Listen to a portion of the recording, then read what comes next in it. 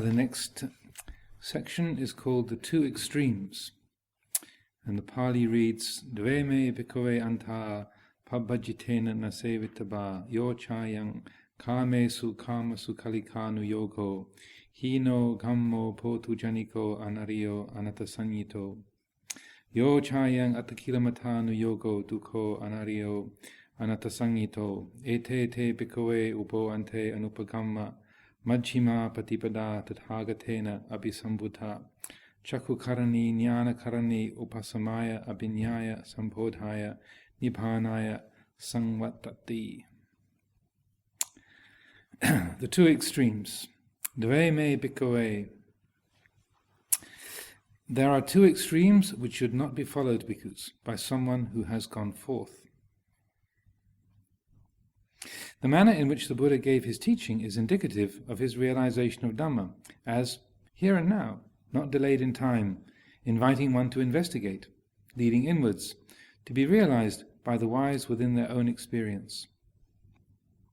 Therefore, the Buddha tried to make his teaching relevant to the experience of the people he was addressing. Sometimes he would respond with silence to people who were just tangled up in confused ways of thinking. It was a way of indicating that truth went beyond speculation. Sometimes he would answer a question with a counter-question, to encourage a person to examine his or her own views and beliefs. Sometimes he would highlight an incident that had just occurred, or a particular experience that a person was going through.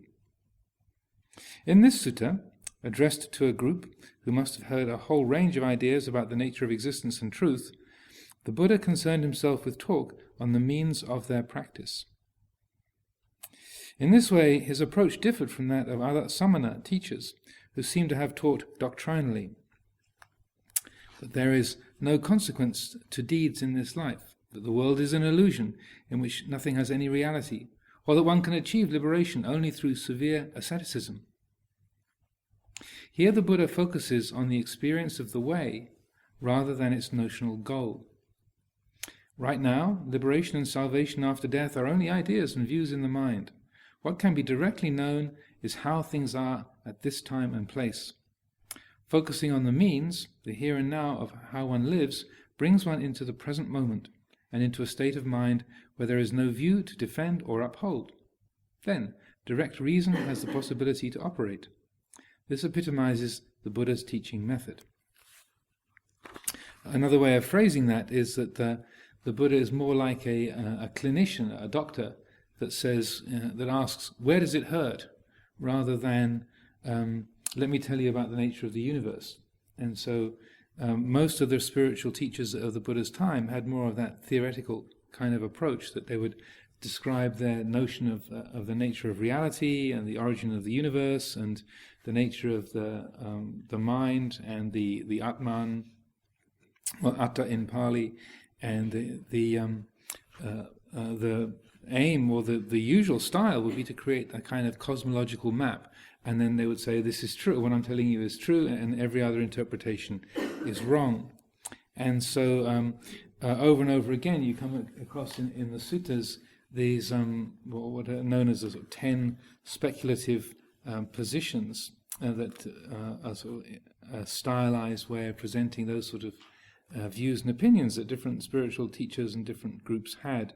And the Buddha always said, I don't have anything to do with those kind of speculative views about whether the world is eternal, whether the world is not eternal, whether the mind is eternal, whether it's not eternal, whether the mind and the world are one thing, or whether they're two things, or what.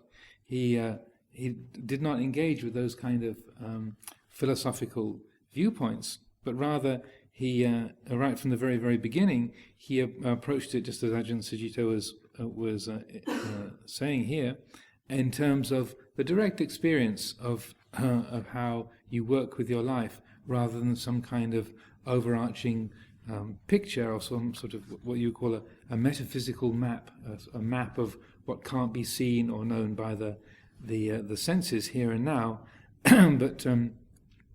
but rather he approaches it, okay, where does it hurt? Like a doctor that's what a doctor needs to ask. And then they can bring the skillful doctor can bring their attention to what the ailment is. They can look at the symptoms, and then they can deduce what the cause is. The person doesn't have to have a whole lecture about the nature of human anatomy and physiology, but rather there's this particular pain or particular say ailment that they need to deal with. So then Ajahn Sucitto carries on. For example, one time the villagers of Kesaputta, and this is quoting from what's called the Kalama Sutta in the Anguttara Nikaya. One time the villagers of Kesaputta asked the Buddha what they should believe in, because so many different people were giving them different ideas. His response was firstly to affirm their right to have doubts when given conflicting views. And then the way it's phrased in the sutra is, you are correct to doubt because you doubt that which should be doubted. Then he appealed to their own understanding, saying, if you act in ways that are cruel or mean, does that seem good to you or not? No, they replied. We don't think that's a very good thing to do. Then it's best not to do it, isn't it? Commented the Buddha. And what about being calm and kind? Is that valued by you or not? And they replied, yes, we think it's very good. In this way, he helped them to realize the value of concentrating on means rather than doctrines. Otherwise, one is liable to get caught in the tangle of views and come no nearer to truth. The Buddha's teaching asks one to reflect on what one already knows or on one's principles, and to proceed from that intuitive sense of certainty. But in the case of the group of 5, these monks that the Buddha was talking to, and but in the case of the group of 5, the Buddha was addressing, quote, those who had gone forth, summoners or strivers, who had made a one-pointed commitment to personal realization. They needed no recommendation that truth was worth seeking, or that one had to apply oneself to it. They just needed to have the means clarified. So the Buddha gave some advice on the cultivation of right means as an expression and experience of enlightenment itself. The sutta proceeds with Yo Chayang, Kame Sukama Sukali Kanu Yogo, and so on, which translated means devotion to pursuing sense pleasure, which is low, vulgar, worldly, ignoble, and produces no useful result, and devotion to self-denial, which is painful, ignoble, and produces no useful result. So those are the two extremes to be avoided. These are the two extreme positions that a summoner might take if following the advice of teachers who taught in terms of a goal rather than a way. At first glance, it seems obvious that anyone with a serious spiritual commitment would avoid such positions. However, the very notion of transcendence to a sphere beyond the conventional reality allows the possibility of discarding, sometimes deliberately, the normal conventions of life. This applies just as much to 20th century summoners as anyone familiar with the present-day spiritual network will know. Under the guise of liberated wisdom, people will justify the most crazy and harmful sexual indulgences or the use of drugs and liquor to, quote, release ego-bound conditioning, unquote. Sometimes even quite sincere disciples will condone or experiment with such practices. What adds substance to this way of thinking is that there are many harmful repressive tendencies in modern life. So probably most of us are familiar with these, a few of those sort of the way of indulgence kind of teachings, and that even though they have a good philosophical backup, and as he says, to release ego-bound conditioning, to sort of get over your hang-ups about being restrained, to live in an indulgent and to sort of follow all of your desires, as Luang Por Sumedho would often quote when he was in University of California in Berkeley in the 1950s and 60s. People often quoted The Prophet by Khalil Gibran, to follow your love wherever she leads you. Or William Blake, I can't remember the exact quote, but something like an unfulfilled desire is an offense against nature, or something kind of along those lines. So that you can quote William Blake, you can quote Khalil Gibran, and so then that justifies you following the way of people like Rajneesh and the crazy wisdom teachers. Also, Esalen Institute in California was and all kinds of wonderful psychological principles and all kinds of extremely indulgent ways of life, having visited there a number of times myself. I didn't engage in the indulgent activities, but I heard a lot of stories about Fritz Perls in the hot tub and his disciples and so on. The other extreme of self-denial or self-mortification is rarer nowadays. Well, not in India. Although asceticism does have a certain appeal, it's usually in the religious life of traditional monastic orders that have some degree of self-mortification, deprivation, or asceticism. That's where it's practiced. Rigorous discipline and asceticism, including self-flagellation in a few Christian monastic orders, is not unusual. An almost military discipline and life of hardship is a major part of the traditional Zen life. And certainly, in the continuing samana life of India, long periods of fasting and other kinds of physical mortification are observed with the aim of transcending worldly life and reaching higher states of consciousness. In this regard, the Jains stand out. Their tradition is of an even longer duration than the Buddhist Sangha and still attracts spiritual aspirants today. So anyone who's travelled in India will have probably come across a few such yogis, people who are have long dreadlocks, will stand on one leg for 40 years, so then their other leg is withered, or they'll hold their hands closed so their fingernails grow through their hands, and other such austerities. And it's interesting when you read the suttas and you have the Buddha's descriptions of the yogis and the practices that they had in his time. So many of them are still done in exactly the same kinds of ways today, and the principle being that through that kind of austerity, through the experience of pain and difficulty, and that you are building up tapas, or what's tapas literally means heat, like Venerable Tapasi, who's not here, but doesn't mean hot monk. It also means austerity, one who is lives in a focused and austere way as a tapasin. But literally it means heat, and the idea would be that the more physical pain you had to endure, then you're building up this sort of psychic heat or psychic energy, and that was intrinsically spiritually purifying and liberating, so that the god Shiva, Lord Shiva, was considered to be the great tapasin, or the great ascetic, and thereby blessed with incredible psychic powers. So that the group that the Buddha had belonged to, and his own descriptions of his training and his life as an ascetic wanderer before he went off to practice by himself, is similarly pretty frightening. I was describing a few of those practices that he put himself through the other day, and so he knew that very directly, but also he saw that just the mere act of enduring painful feeling was not in itself liberating. A number of years ago, I was in New York City, and I saw this large billboard trying to attract people to the U.S. Marines, and the picture on this large billboard was this young man with an extremely kind of grimacing face, and he was pulling himself up by his fingertips over this wall on what's called an assault course, where you climb up this wooden wall and heave yourself over the top. And this expression of extreme pain on his face. And down in the corner, there's another picture of the same guy in his dress uniform with his sword held up with the light glinting off his blade,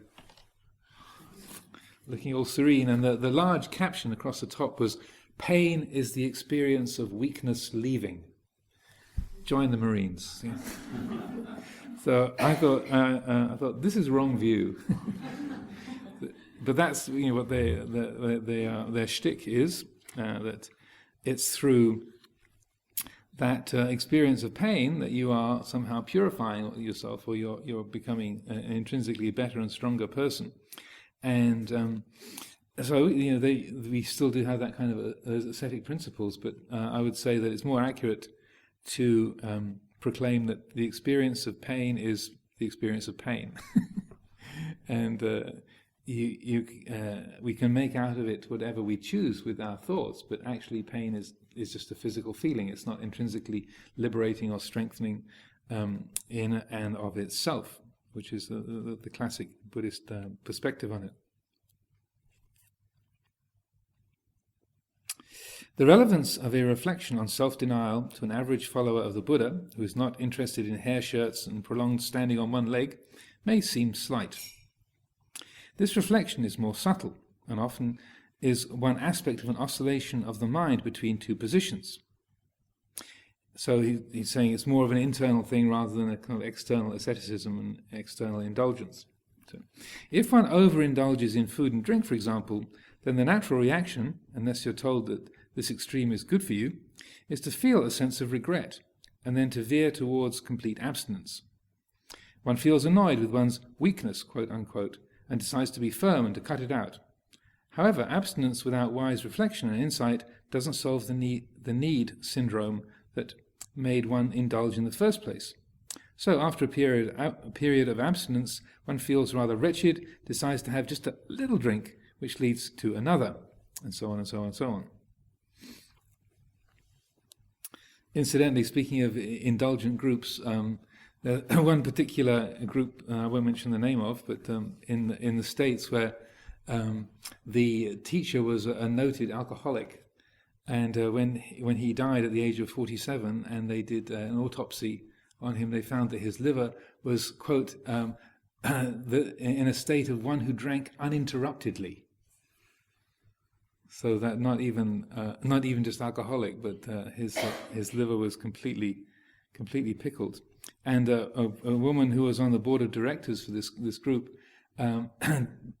decided she wanted to join Alcoholics Anonymous, and she was kicked off the board of directors because she wanted to go sober.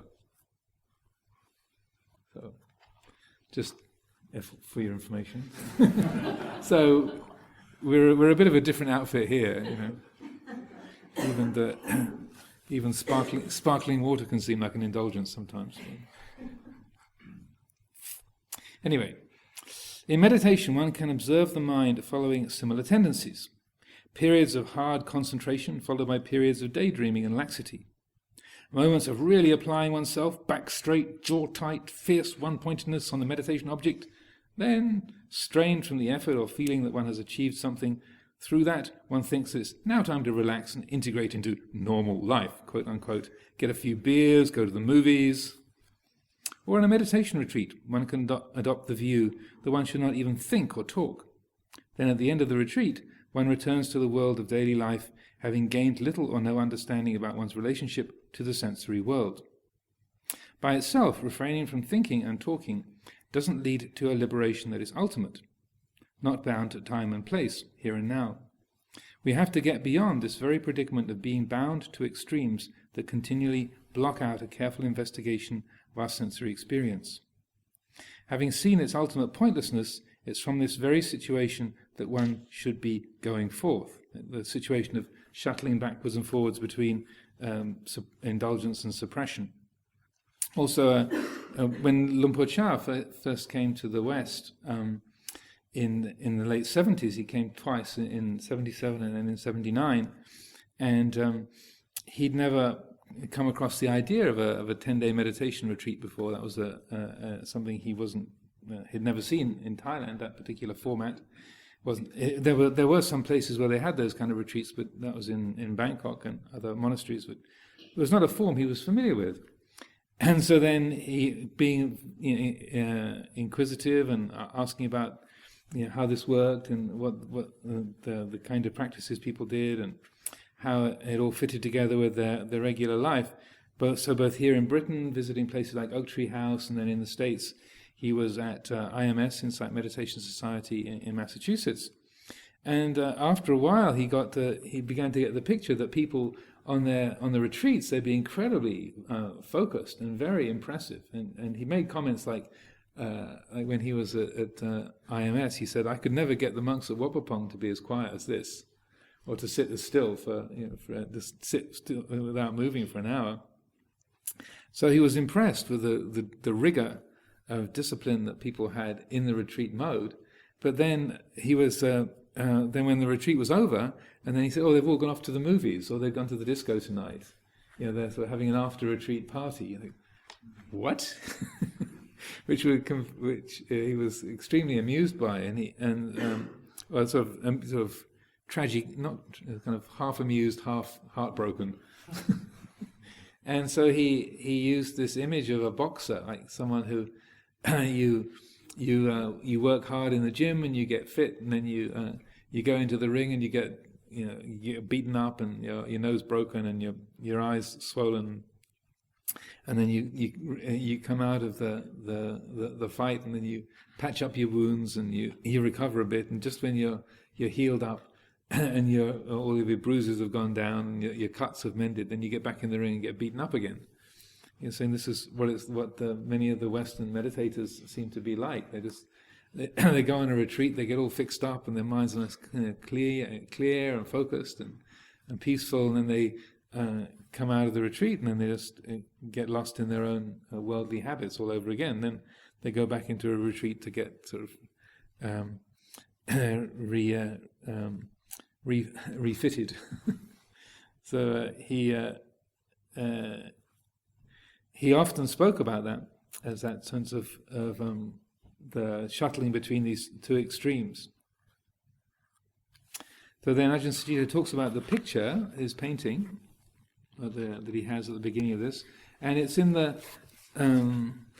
kind of arched form, like a Christian church window. He was spending a lot of time at the little what's called the Shepherd's Church just down below Chidhurst. It's a 11th century little church by the river there at the bottom of the hill near Chidhurst House, and he was learning to recite the monastic rules, so he spent a lot of time in the church, and so he was these windows in the church had an impact on him. Also the Celtic knotwork, again from the Christian tradition, sort of forming the sort of looping forms around the side of the picture. And up at the top you have sensory indulgence is pictured here with this large sort of bulging-cheeked person with a chicken leg in their hand and flowers in their hair behind their ears, and then the ascetic on the other side with it's either thorns or barbed wire around his head, and very kind of strained and pained, a look of a kind of caricature asceticism. And then in the middle there is the two hands together in what's called the Dhammacakka mudra, the mudra symbolizing the turning of the wheel. So then he speaks about his picture here. In this second picture, some of the highly evolved yet ultimately endless goings-on of the two extremes are suggested by the border of Celtic knotwork. The snakes, no nagas these, coil around the heads of the characters typifying these two extremes, and face the words relating to them. On the left, the rather corpulent character is Kama Sukhalikanu Yogo, sensual indulgence, gorging itself on a chicken drumstick and featured with a made-up decorative face. The other portrait is of a tortured ascetic, complete with thorns and anguish coming out of every pore. Above them is the mudra or hand gesture that signifies the turning of the wheel of the law, the Dhammacakkappavattana mudra. At the bottom is a conch, which is used in Tibetan religious art as a symbol for the sending forth of the Dhamma. The Buddha's proclamation of the way that goes beyond is at first indicated. Ete te bhikkhave. Avoiding both these extremes, bhikkhus, the middle way that a Tathagata has awakened to gives vision and insight knowledge and leads to peace, profound understanding, full realization, and to nibbana. Now it's also interesting, as a footnote, that the word for vision is chakku, like chakku karani. So the word for eye is chakku, C-A-K-K-H-U, and the word for wheel is chakka, C-A-K-K-A. And the eye has the obvious connotation of the wheel. The iris of the eye is like a wheel with its spokes. And so Dhammacakka means the wheel of Dhamma, and Dhammacakku means the eye of Dhamma. And so there's a relatedness between those two words which comes up a few times during the course of the sutta. Avoiding both these extremes, bhikkhus, the middle way that a Tathagata has awakened to gives vision and insight knowledge and leads to peace, profound understanding, full realization, and to nibbana. Here we should understand that the Buddha describes this not as his way, but as an ancient path that had become overgrown and lost. It is a way that he awakened to, and discovered rather than created. Here he refers to himself as one of the Tathagatas, a word that defies adequate translation, as I mentioned yesterday. Thus gone has to be stretched to include gone into the thusness of things, one who has seen things as they really are. Another of its implications is explained by the Buddha in a subsequent discourse. This is from the Anguttara. Bhikkhus, as a Tathagata speaks, so he acts. As he acts, so he speaks. Therefore he is called a Tathagata. So the word tat, as you might remember me saying, means thus or such. So the one who is such, or the one who is thus.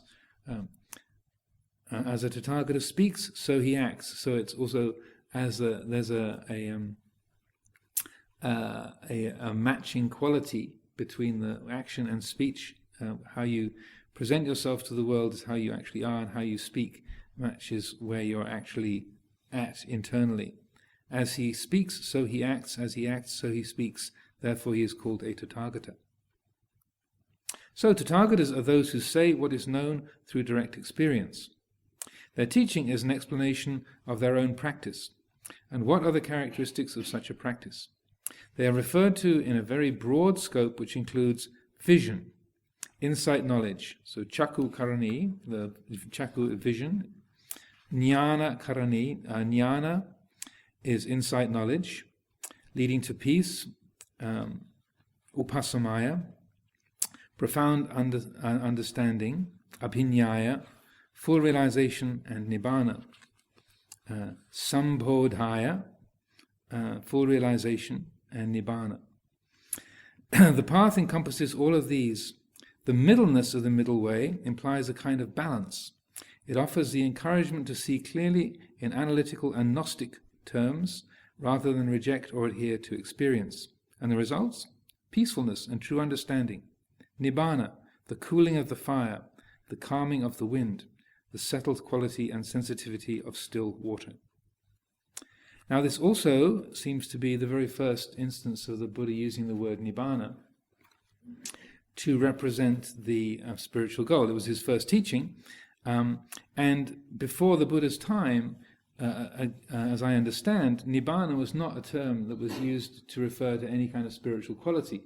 Like I was saying, tapas, which means heat, was the sort of spiritual strength or spiritual power, and so that the point of spiritual practice was to build up tapas. So the Buddha then speaking about Nibbana, which means coolness, is also a way of reversing the teaching, just like I was saying about the Dhamma wheel and the wheel of conquest. It's a wheel symbol, but it's the opposite meaning. He's doing a similar thing here by using a word for coolness, like it's the opposite of tapas. It's like cooling down. It's letting the fires go out, putting the fires out, rather than building up more heat. So, again, not to try and second-guess the Buddha too much, but I feel this is another instance of him using language and using conceptual forms to get people's attention, saying in this instance, saying Nibbana, cooling down, that's the ideal, that's the goal of the spiritual life, is cooling down, not creating more heat. And as Ajahn Buddhadasa, who was quite a scholar of Pali language and Buddhist history and Buddhist philosophy, and very, very well versed, very knowledgeable in that whole area, he points out that the common usage of the word Nibbana was as a verb meaning cool down, so that if you had a pot on the fire, you'd pick it up with a stick and leave it off to one side to Nibbana before you could pick it up with your hand. or if you've been boiling rice in the pot, you'd have to leave it to nibbana a bit before the rice was the right temperature to eat, because it was too hot first of all. So you had to let it nibbana for a while. So it literally just means, it's an ordinary household word meaning cool down, rather than any kind of profound philosophical term. So again, the Buddha's taking a very practical and say tangible approach to his spiritual teaching, or he's trying to explain to his 5 friends, rather than going into sort of lots of complicated philosophy. He says, avoid these 2 extremes and aim for the middle, and using this kind of terminology of nibbana as a way of symbolizing the spiritual goal.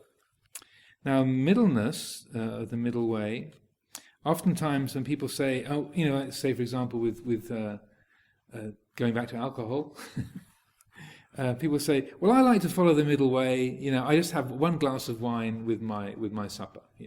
I practice moderation, I just follow the middle way. Total abstinence, that'd be too extreme, so I just go the middle way. But that kind of middleness of half indulgent, half restrained is not the kind of middleness that is the focus of the middle way. And so I often point out that it's not just a sort of halfway between indulgence and suppression, but rather the middleness. Let's see, how can I? So if you have, say this is my bookmark, say this was a pendulum. So this extreme is indulgence, this extreme is asceticism, suppression. Then you think, well, the middle is halfway between the 2. A bit of both is what the middle is. But what I like to point out is it's rather the middle way is actually the place where they both pivot from. It's like the hinge for the 2 extremes, rather than just being 50-50, sort of half measures of each of the 2 extremes, so that it's a transcendent position. It's a position of understanding. There's also a wonderful Pali word that's not very common, not spoken of very often, which is tatra majatata. Tatra majatata, which means in the middle of thatness. So tatra means that. Maja means middle. So majatata would be like in the middle of, and then the ta at the end is the ness. So in the middle of thatness. So that is spoken of as the quality of balance or an even-mindedness or equanimity, and so that that as another quality of the middle way is that even-mindedness, an appreciation of the 2 extremes, and seeing and appreciating, knowing the 2 extremes sort of from the middle position, then that the quality of wisdom is found at that balancing point. It's difficult to describe, but I think we all have a sense of how that works. So just as when a musical note is too sharp or too flat, then the music on the right note isn't just half sharp and half flat. It's got a different quality altogether. It's like, it's in tune. So in a way we know that middleness, that's something very natural and obvious to us.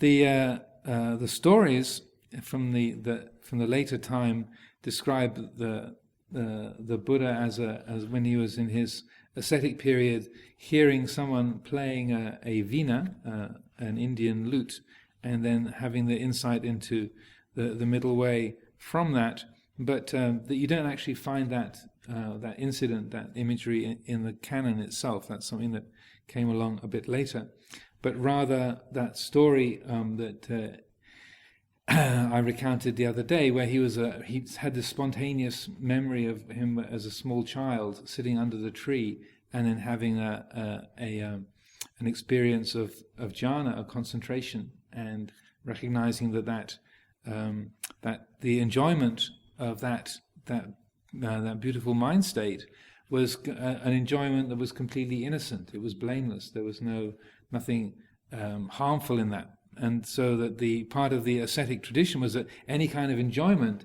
is going to cause your tapas to leak away. You're going to lose your spiritual strength, and if you enjoy anything, so you should be as miserable as possible all the time, so to fulfill your ascetic ideal. And so that's what the first thought in his mind was, like, why am I afraid of that enjoyment?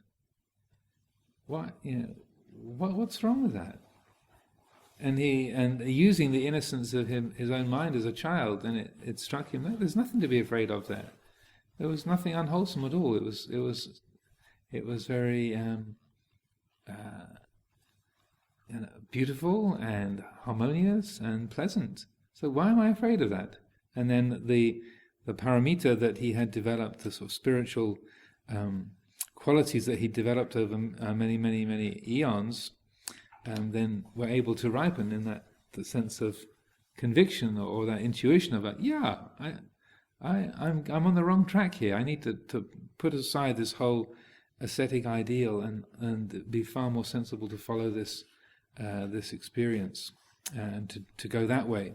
So I feel the image of the musical instrument does work very well, but it's one of those things that it's not actually in the Pali Canon, like also the story of the Buddha going out with his charioteer, Channa, and seeing the four heavenly messengers, the old person, the sick person, the dead body, and the summoner. That doesn't actually occur in the Pali Canon. There's no event that of that nature that happens. It's more the bodhisattva sitting at home and reflecting on his own aging and sickness and inevitability of death as an internal reflection when he was a householder. So there are oftentimes these famous stories of the Buddha's life that get inscribed on stupas and painted on walls and included in books are not so canonical. But anyway, any questions or things that people would like to have clarified? Please don't be shy.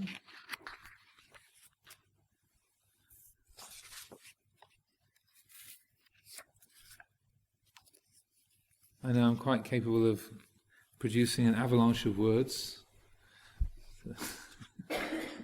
So after all that verbiage, then maybe people are just a bit quiet internally. But if you do have questions, yes, Janice. Yeah, just to further explore this idea of tapas and then the Nibbana, cooling down. It is in Buddhism, is it ever recommended to have a kind of interplay in yourself with these, where there's a time you might need to build up to understand something or investigate something, or is it always a cooling? Because sometimes a sense of cooling can maybe more stagnation or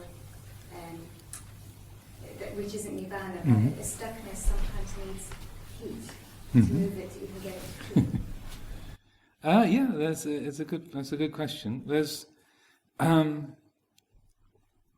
couple of different things immediately come to mind.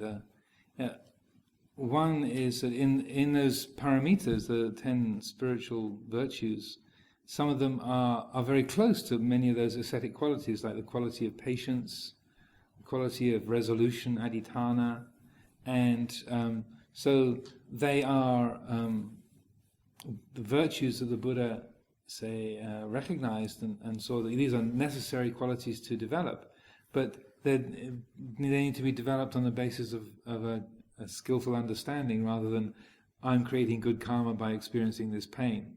I'm burning off my bad karma by enduring this pain. But to be patient and to train the mind to be accepting of discomfort and non-reactive and not waiting for the painful feeling to be over, then that patience can be extremely liberating. So paramita means a way of crossing over. The main teaching, though, that comes to mind in respect to that is the Buddha speaks in a certain teaching about the 7 factors of enlightenment, and which you might be familiar with or might not. Anyway, so 7 factors of enlightenment. The first one is sati, or mindfulness. Then the second one is Dhamma Vijaya, which is investigation of reality. And then virya, energy, and then the fourth one is piti, or rapture. So those second, third, and fourth ones are called the arousing qualities. So investigation, so looking at things, exploring and seeing how things work. Energy, that quality of vitality and application of effort. And then piti, as in joyfulness, rapture, sort of spiritual energy in the system. So those are all the rousing qualities. And then the next 3 are passaddhi, which is tranquility, samadhi, concentration, and then upekkha, equanimity. And those are called the calming or the settling factors of enlightenment. And then the Buddha gives us really, really lovely teaching about working with them by using the image of a bonfire. So if you are trying to look after a bonfire, or you're looking after a fire, if the flames are already leaping up, way above your head, then there's plenty of energy in the system already. You don't need to add more systems. So if you're already blazing, you don't need to add more dry sticks or dry grass or to blow on it, because there's already plenty of heat there. But rather, you need to put on some wet leaves or some wet grass or some wet wood, or sprinkle some earth on it to dampen it down, to bring the flames down to a more balanced level. On the other extreme, if you've got your bonfire and it's just sort of hardly got any flames going, and it's sort of smoking and sputtering, and it's really not burning very happily at all, then you need to blow on it, you need to put on dry grass, you need to put on some kindling, and to help the flames to pick up, to then help the fire to burn at a balanced level. So, if your mind is dull and sleepy and calm, you don't need more calmness. You need to apply the rousing factors of investigation, Dhamma Vijaya, of energy, and of piti to sort of stoke the flames up, so that you do need more tapas, more heat. And the faculty that helps us to recognize what's needed is mindfulness. And so, and also in that sutta, he has this wonderful way of speaking about it. He says, mindfulness, so in certain circumstances you need rousing faculties, in circumstances you need calming faculties, but mindfulness is always applicable and is always useful. Like salt improves the flavor of every curry, and a good prime minister benefits every state, so too mindfulness benefits every situation, regardless. So that's what the mindfulness faculty is. What? Okay, where am I at? Is my chin on my chest? Is that strange noise I'm hearing? Is that me snoring? Okay, if that's the case, more kindling, blow on the fire and get it going. So you need more oomph, more energy in the system. But if you're already blazing away, and you recognize, well, my mind is more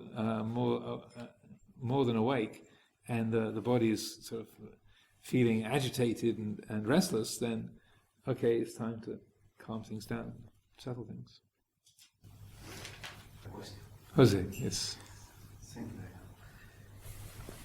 You speak about spiritual goals.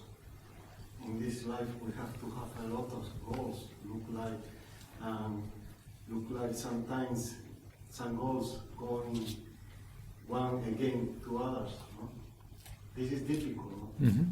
It's called conflicting desire systems. You want a psychological term for it?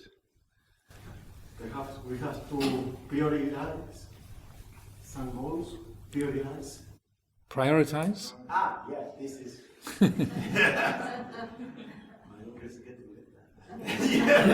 Yeah. Prioritize. Yes. It's like, I want to eat delicious food, and I want to be slim and fit. These are called conflicting desire systems, because maybe the eating as much delicious food as you like to doesn't let you be that thin. I'm speaking from personal experience. So that you can't just have a decision and say, oh, I will switch off this desire and I'll just have that other desire, because that's not the way our conditioning works. So that that's why that the middle way, if you like, is that quality of so being in the middle and looking at those different kinds of desire. Okay, if I follow this desire to have as much delicious food as I like, where does it lead?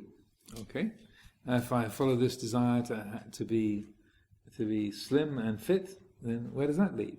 What's behind that? So that quality of looking and exploring and weighing up, as you say, the priorities, to weigh up the different things that are involved, and then from weighing that up, that investigation, then we can see the priorities come out, emerge from that. They arise from that. Say, well, yes, I enjoy that, I like that, but the result is not very helpful, not very beautiful. And the other ones, well, I enjoy and I like that, and the result is, yeah, that's good. That's got a lot of benefit to it. Just as in that description of the Kalama Sutta, it's like, okay, well, if you do this, what's the result? Well, where does that lead to? You know, how does that that bear fruit? What kind of result comes from that? So we're using that capacity to look and see for ourselves. The practice of Dhamma is there's a huge amount of that, dealing with conflicting desires, and so much of our training and coming to live in a monastery is learning to meet those different desires, like wanting to be peaceful, wanting to be concentrated, wanting to be a good meditator, and to be to recognize that and to see how that works and what that brings. But then also seeing other desires that we have, like I want to have my own space, I want to follow my own schedule, I want to be with the people that I like, I don't want to have to bother with people that I don't like. You know, that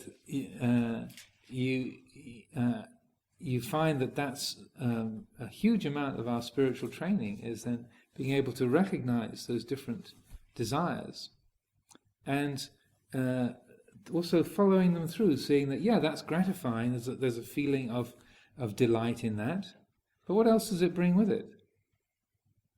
You know, what's the result of following that? So it's important to, and going back to that approach of the Buddha as someone who's practical rather than theoretical, rather than starting off from where I should be. Like, I shouldn't be obsessing on the people I want to be with and the people I don't want to be around, or I shouldn't be obsessing about what's wrong with the room that I'm in and how I want a different place to stay. You can't, rather than starting from, I don't want to be bothered with this, I don't want to feel this way. The perfect me wouldn't have these desires or aversions. Rather, you start with where you are. Like, there's this feeling of, I want to be in a different room. I don't like this person. I like that person. So you're starting with the felt experience of the present moment, rather than how the perfect Jose should be. Right? You following that? Yeah. And so then it's through that looking at that experience of each moment and the different desires that we have that arise, and then using our wisdom to explore that. So for any desire that we follow, there's gratification. When you get what you want, it's enjoyable. It's called gratification in English, or asada in Pali. There's a, yes, I like that. I got what I wanted. Yes. And it's important to recognize there is that feeling of, I got it, that's good, I like it. And but then every asada has its flip side. There's the gratification, and there's also what's called the liability, or the danger, the downside, the shadow, which is called adinava, which is the cost. Okay, if I follow that, then there's a cost to it. There's a liability. There's a something that goes with it. And so, when you're looking at the things that you desire or that you wish for, that your preferences, then it's important to acknowledge, there is that gratification if I follow what I like. Then there is that feeling, but then what's the adinava? What's the downside of it? What's the liability that goes with it? And then by watching the whole pattern of it, watching how it both the gratification and then the danger, then you're able to recognize, it's very sweet, but it's not worth it. I like that, but I don't really need it. Or you realize, that's very good, and it takes a bit of work, but that's okay. I don't mind that. That's worth the effort that it takes. And so that we're by seeing both of those aspects, then our decisions about the way that we live, the way that we practice, is then guided by that quality of wisdom, seeing things from from that middle point of view. Does that make sense? Yeah. So gratification and danger, and then the last part is called the nisarana, or the escape. And so in many of the Buddha's teachings, he brings those together. That there's the gratification, there's the danger, and then there's the escape. The nisarana, the escape, is through that quality of wisdom. Through seeing those patterns, then we begin to learn and recognize for ourselves what are the wholesome and noble things to follow that bring a good result, and what are the things that are going to bring a painful result, or the liability is much greater than the benefit or the pleasantness that comes from it. Sometimes in Ajahn, sometimes, for example, a yonki person he takes drugs and say, this is pleasure, this is excellent. So he cannot see the suffering behind. He have no this realization or whatever. I only see the pleasure, and this too late. I didn't quite get the example. A junkie. Yeah. Take drugs. Yankee. There's a Spanish J, hunky. So they take drugs every day and say, this is fantastic. I take drugs, I feel so good. So they don't see that the suffering that is behind. So this is sometimes is the difficulty that you don't have this realization of this is very good, but the backside, there is the other side, the bad side that bring all these things. So So that's why it's important that this quality of reflection, wise reflection, is so useful, because whenever you have that kind of experience, like a junkie with having a hit of their favorite medication, then as long as they've got a good supply of clean stuff, then yay, happy days. But if they're wise, they'll recognize, this isn't going to last for very long. Someone's going to find out. This can't last. Or my money's going to run out soon. And so then that wise consideration sees that I'm making myself more dependent on this. When the supply stops, then I'm really in trouble. And so that we see the adinava, the downside of it. Well, speaking of drugs, there was this. Also speaking of California, there was this fellow who was a regular attendee at some of our events, and he'd come along to talks, and was a good friend of ours. And he used to do the light shows for Jefferson Airplane, a psychedelic rock band back in the 60s.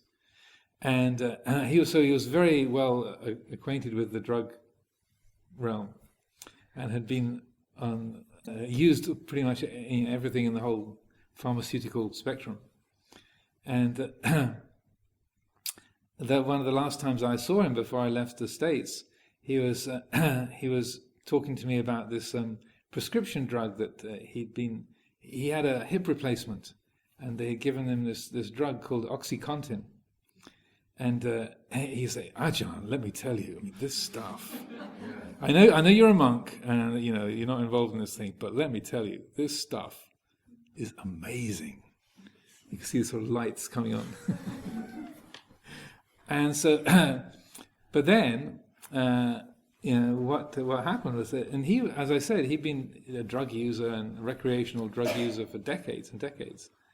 And then a few months later, he came and saw me, and he was really had been having a hard time, and he said that it never ever been, that drug was so good. He made him feel so absolutely perfectly fine that he had not realized the degree to which he was getting addicted. And he said he'd been on heroin and other things before. He said nothing was so difficult as getting off that.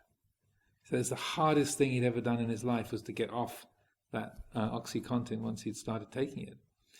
And he told me how he spent part of his time in California, part of his time down in Mexico. And he said this friend of his in Mexico came to him with a baggie, say, "Hey, Glenn, look what I got." And he had about 500 pills of this OxyContin. And Glenn said, "Unless you can give me a barrel full to last me the rest of my life, I'm not interested," because I could never ever come off that stuff again. So that was a really good case in point where that there was the asada, like, "Oh, this is great," and not realizing the downside of it. And even someone who's a sort of an old-time druggie who thought that he was well acquainted and able to get off things once the supply ran out, was stretched beyond his limit, and that and he had enough wisdom to realize, I'm not going to do that again, and that even though we might think, well, I'm not into those kind of drugs, I would never do that, but we all have our own forms of OxyContin. We have our own particular drugs of choice, in whether it's books or foods, or having our following our own opinions. We all have different things that we're addicted to and habituated to, and when the supply, and we don't realize how much we're addicted until the supply is cut off, and then we discover. So much of our practice then is to be bringing awareness to what are the things that we're dependent on, whether it's just having the company of other people, whether it's things that are reasonably wholesome, but yet we are dependent on them. We've become, say, habituated to them, so that when they're not there, when the supply is cut off, then we are just like our friend with his addiction to those particular pills. So in terms of Dhamma practice, the quality of independence is very central, and so that we train ourselves to develop those spiritual strengths, so that we're independent. So whether we get what we like or we don't get what we like, we are quite at ease within ourselves, so that we can recognize the things that we like, but we don't become habituated or dependent on those, and that we can enjoy them when they're present, but if they're not there, then nothing is missing.